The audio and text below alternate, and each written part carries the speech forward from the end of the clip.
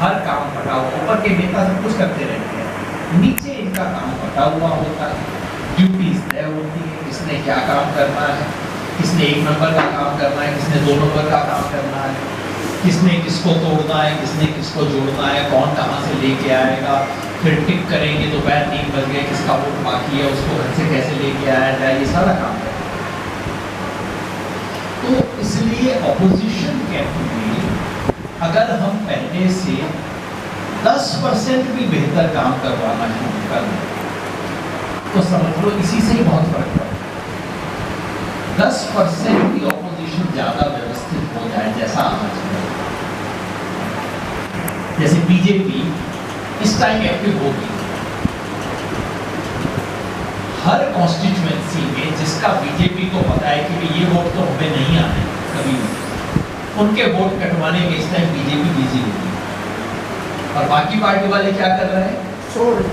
नहीं साहब, चंडीगढ़ दिल्ली के चक्कर लगा रहे हैं कि टिकट मिलेगा, उनका वो काम चल रहा है और वो चुपचाप से उनके भी टिकट के चक्कर लगाने वाले हैं, लेकिन वोटर लिस्ट में नाम कटवाने वाला अलग आदमी है, उसकी ड्यूटी लगी हुई है कि ये देखो 200 मुसलमानों का मोहल्ला है, इनका नाम कटवाओ।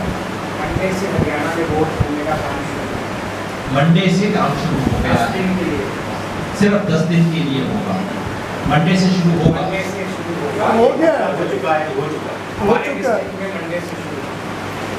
अब जैसा ये है, अब मैं आपको विश्वास दिला सकता हूँ कि आरएसएस का मैसेज चला गया होगा, उसके लोग तय होंगे और वो इस 10 दिन का पूरा फायदा होगा।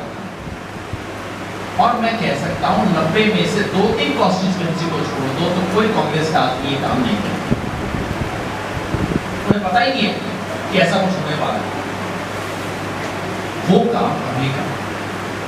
इनके बीजेपी को हराने की क्षमता जिसके पास है, उसके चुनाव लड़ने में कोई सिस्टम बन सके, वो हमें बन।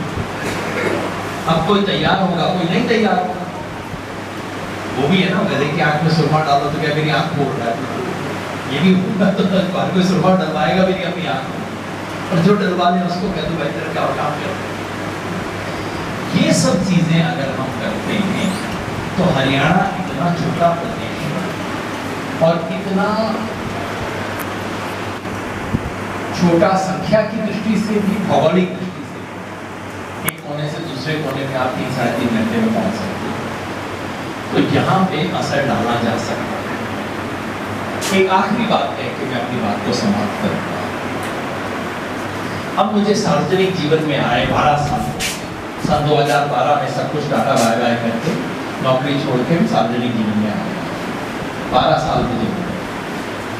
पहले मैं अन्ना आंदोलन में तो उतना नहीं था, आम आदमी पार्टी के अभियान में लोगों ने कहा नई नई पार्टी है, क्या उखाड़ देगी, ठीक है 1-2 सीट आ गई तो आ गई। पहला चुनाव था, लोग कह रहे थे कि सारे ओपिनियन पोल, तभी एग्जिट पोल कि 3 से 5 के बीच में आम आदमी पार्टी की सीटें तय हो गया था। हम लगे रहे और आपने परिणाम देखा क्या। छोटा सा बात था, मोदी जी जैसे ही सत्ता में आए उन्होंने किसानों के भूमि अधिग्रहण कानून बदलने की कोशिश की। पहली काम मोदी जी का यही था कि किसानों की जमीन छीन। उस जमाने में हमने ट्रैक्टर यात्रा की, दूसरे लोगों ने भी किया, मैंने क्या खाली हमने किया, आप तो थे उस जमाने के साथ। तो ट्रैक्टर यात्रा की, कोई ज्यादा जनता आई नहीं, हमने किया कोशिश, ऐसा कोई पब्लिक रेस्पॉन्स नहीं हुआ। यहाँ दिल्ली में आके हमने एक वो कर दिया, उसका समापन बड़ा सा, तो शायद 10,000 के करीब लोग पहुंच गए थे, वो हो गया। लेकिन कई और जगह से भी विरोध चल रहा था और आखिर में मोदी जी ने उसको वापस किया। हमें आज किसान आंदोलन का याद है, भूल जाते हैं मोदी जी की पहला फेलियर वो था कि वो भूमि अधिग्रहण कानून पास नहीं करवा सके, उन्होंने ऑर्डिनेंस वापस लिया। दूध का एग्रीमेंट करना चाहते थे, उसके साथ नहीं कर पाए। सीएए में मुझे लगता था कि इस देश में कितने तो मुसलमान हैं और कोई बोलने को तैयार नहीं था। आसाम के हिंदू प्रोटेस्ट कर रहे थे, बाकी देश में 90% मुसलमान ही थे जो उसके बारे में कुछ बोल रहे थे। कितनी तो इनकी ताकत है और ये तो मतलब बिल्कुल क्रश कर देंगे। सत्ता इतनी सत्ता और एक मुसलमान क्या तो कर सकेगा। लेकिन आपने देखा उसके बाद 3 साल तक इनकी हिम्मत नहीं हुई उसको लागू करने की। लोकसभा इलेक्शन से 1 महीना पहले इन्होंने कागज पे लागू किया, व्यवहार में अभी भी जमीन पे लागू नहीं हुआ। 4 साल 2020 से लेके 2024 तक उन औरतों ने रुकवा दिया और फिर किसान आंदोलन।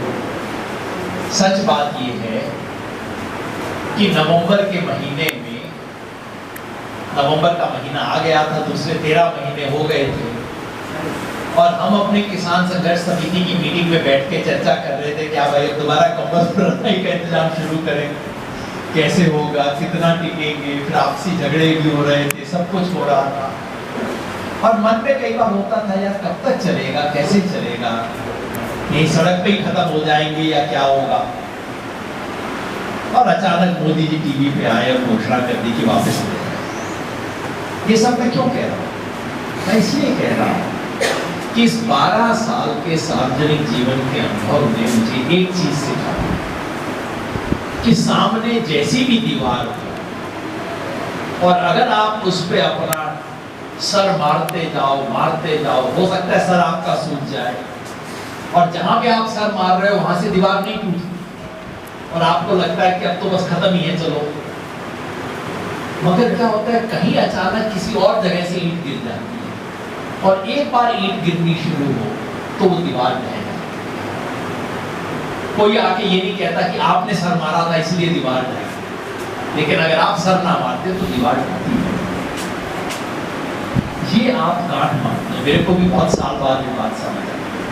अब हमारे राजीव भाई है, ये अपना दिल्ली देहात का एक मिशन लेके चले हैं कि दिल्ली के गांव में रहने वाला जो किसान है उसके अधिकार को मुझे सुनिश्चित करना है। ये तो दिल्ली में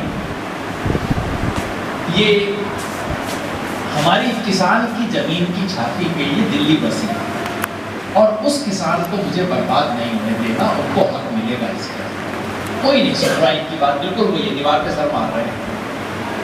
आज इनको यही महसूस होता होगा। लेकिन राजीव भाई मैंने ये सीखा कि अंत में दीवार पे सर मारने वाले की ही जीत होती है। समय लगता है, आप में लगन हो, हिम्मत हो और आप टिके रहो। सच अगर आपका है, सच है और लगन है तो आप, और ये मतलब सिद्धांत की बात नहीं कह रहा मैं, आपको कोई गांधी जी वाली बात नहीं बता रहा, कोई बुद्ध की बात नहीं बता रहा, मैं तो अपने जीवन की 12 साल के अनुभव की बात बता रहा हूँ कि कर करके जब आपको लगता है कि ना यार बस अब थक गया, क्या ना चल खड़ा हो एक बार और करें, बस उसी दिन टूट जाता। तो ये हमें करना है और आप देखना कि जितना आप सोच रहे हो उससे ज्यादा बदलाव आएगा और हमारा काम सिर्फ चुनाव के दिन खत्म नहीं हो जाएगा, गिनती के दिन खत्म नहीं हो जाएगा। हमें तो इस देश को बदलना है। हरियाणा का चुनाव पलटना तो एक छोटा काम है, वो तो जरूरी काम है लेकिन छोटा काम तो निपटा दो, 2 महीने में आए तो निपटा दिया जाएगा। उसके बाद इस देश में से वो जहर निकालना है जो आरएसएस ने इस देश में डाला। जितना गहरा जहर डाला, हरियाणा में 35-1 का जहर, देश में हिंदू मुसलमान का जहर जो इन्होंने डाला है, उसका ट्रीटमेंट करना हमारा असली काम है। डिटॉक्सिफिकेशन, जहर निकालना और उसमें जो इस देश की बुनियाद है उसके विचारों को दोबारा डालना। बाबा साहेब के विचार, गांधी के विचार, लोहिया जयप्रकाश के विचार, इन विचारों को डाल के दोबारा इस देश को खड़ा करना है। मुझे पूरा विश्वास है कि हम लोग इसमें सफल होंगे। मार्गरेट मीड करके एक एंथ्रोपोलॉजिस्ट थी, बहुत फेमस थिंकर थी 20वीं सेंचुरी की। उन्होंने कहा था कि इस दुनिया में जब भी कोई बड़ा काम हुआ उस बड़े काम की शुरुआत हमेशा एक छोटे कमरे से हुई।